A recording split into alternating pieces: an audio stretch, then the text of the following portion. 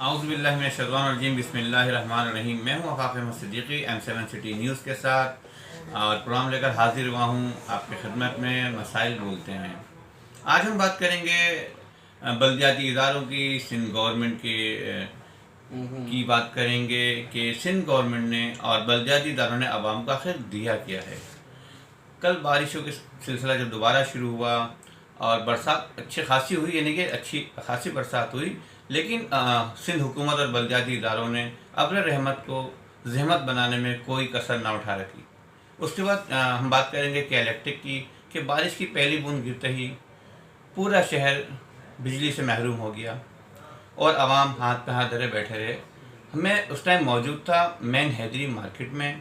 तो जब मैंने वहाँ के लोगों से मुलाकात की, बात की और वहाँ की जो सूरत हाल देखी मैंने, वो मैं कुछ आपसे शेयर करना चाहता हूँ। जो पूरा कराची तबाह बर्बाद हो गया है और क्या कहते हैं, काफ़ी मतलब पानी जमा हो गया है और 8-8 घंटे 12-12 घंटे लाइटें जा रही है, लेकिन बिल वही आ रहा है कि इसी का कोई निज़ाम ही नहीं है। सारे करप्ट इंसान बैठे हुए हैं, बहुत बुरे हालात है। बस अल्लाह रहम करे इस मुल्क का। रोड और ये तो बना रहे हैं, मतलब नाले का इंतजाम कोई नहीं है। बारिश का पानी सारा ऊपर आ गया, लोगों का बहुत नुकसान हो गया। नाले गटर बंद पड़े हुए सारे मेरे भाई। सूरत हाल तो खैर सबके सामने, जो कराची में रहता है उसको सब मामला पता है कि क्या सूरत हाल थी। आधा कराची पानी में डूब चुका था और अंधेरों में भी डूब चुका था। तो जब मैंने वहाँ के लोगों से बात करी, जो वहाँ से गुजर रहे थे, मोटरसाइकिल सवार थे, कुछ जिनकी गाड़ियाँ बंद हो गई थीं और जो लोग पैदल सफ़र कर रहे थे, वो अज़ियतनाक मरहले से गुजर रहे थे। तो बातचीत हुई, उनका यही कहना था कि क्या इलेक्ट्रिक ने कराची को रोशनी के शहर से अंधेरों का शहर बना दिया। ये बात कुछ समझ में आती है कि बिल्कुल सही बात है कि जब कराची था तो इस शहर की सड़कें धुला करती थी और ये रोशनी का शहर कहलाता था। लेकिन बल्दियाती इदारों ने, सिंध गवर्नमेंट ने इसके साथ जो नाइंसाफ़ी की है वो नाकाबिले बयान है। आवाम का यही कहना था कि हम जब कार ख़रीदते हैं या कुछ छोटी से छोटी भी चीज़ ख़रीदते हैं, अशिया खुर्दनोश ख़रीदते हैं, तो हर चीज़ पर हम टैक्स अदा करते हैं और उसके बदले में हमें क्या मिलता है? हमें मिलता है अजियत, परेशानी, बेरोज़गारी, तंग दस्ती। और क्या मिलता है? कचरे के ढेर, एजुकेशन की कमी, सेहत की कमी। और टैक्स अदा करने के बावजूद इतना बड़ा जो शहर है टैक्स अदा करता है, उसको क्या मिला?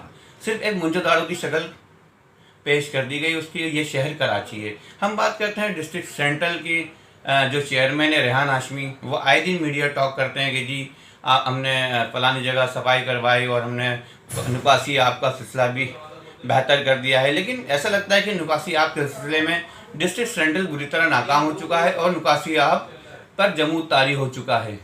आप देख सकते हैं कि शहर की क्या सूरत हाल है।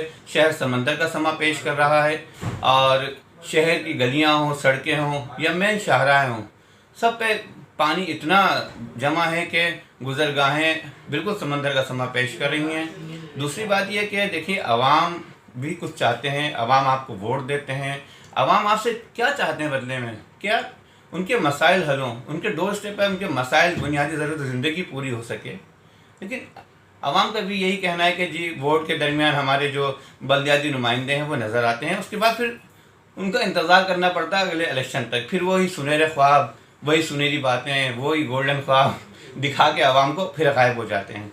इस शहर के साथ अपनी बात ख़त्म करूँगा, क्योंकि मसाइल बहुत हैं कराची के। बोला जाए तो 1 घंटा भी कम रहेगा या बहुत सारे दिन भी लग जाएँ, पेन की स्याही ख़त्म हो जाए, ठीक है ना। इस शहर के साथ इजाज़त चाहूँगा। बंदिशे गैसो बिजली ने बेहाल कर दिया, हुक्मरान वक्त ने गरीब को गुरबाल कर दिया। ये कैसी आग लगी है हर तरफ महंगाई की, पकने रखा था गोश्त उसको दाल कर दिया। अस्सलाम वालेकुम।